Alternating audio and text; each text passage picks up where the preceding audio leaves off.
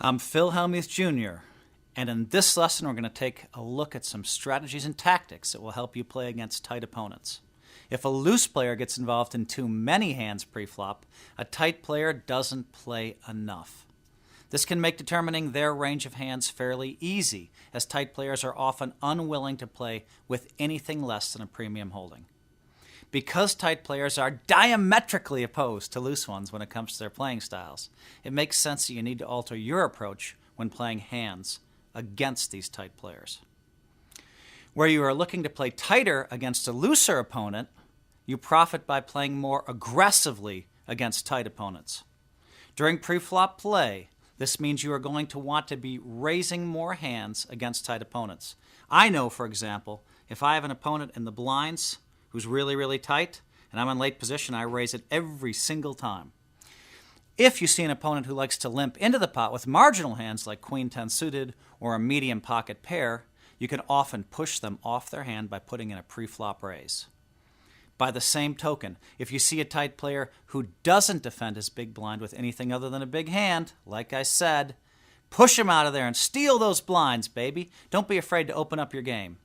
In fact, many players like to raise with junk, hands like 10-7 or 6-4 in these spots, rather than mediocre ones like Queen 10 or Jack 9, as they are easier to get away from if they are re-raised.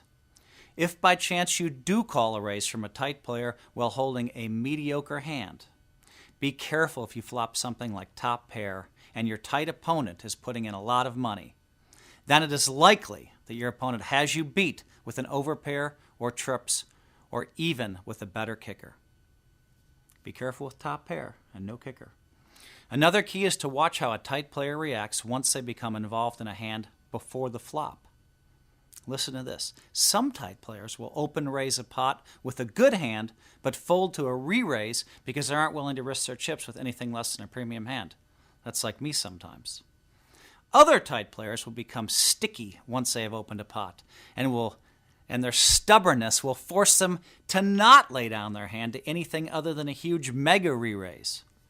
So pay attention how your tight opponent reacts to pre-flop re-raises, and then only re-raise those players who show they can lay down a hand they wanted to play. After a flop, the best way to profit against tight opponents is to bet or raise them off of their hands, or, to put it another way, bluff them, baby! Well, this is a very effective play against a tight, timid opponent.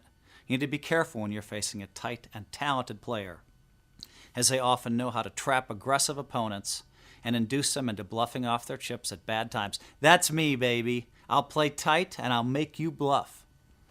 As the game gets short-handed, you also need to become a little bit more careful against some tight opponents. Some of those tight players will fail to adjust to a shorter table, which means you continue to play aggressively against them without much fear.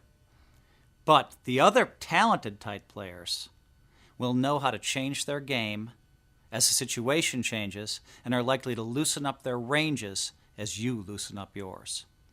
Pay close attention to these players and exercise some caution if they start to play back at you more frequently in shorthanded situations, like I will do. Finally, remember that position is always your friend. If there is an all-in race during a particular hand, make sure you're the one who's making it, baby. Where a loose player will often fold because they have a weak hand, tight players are likely to fold in these spots because they fear they have an inferior hand.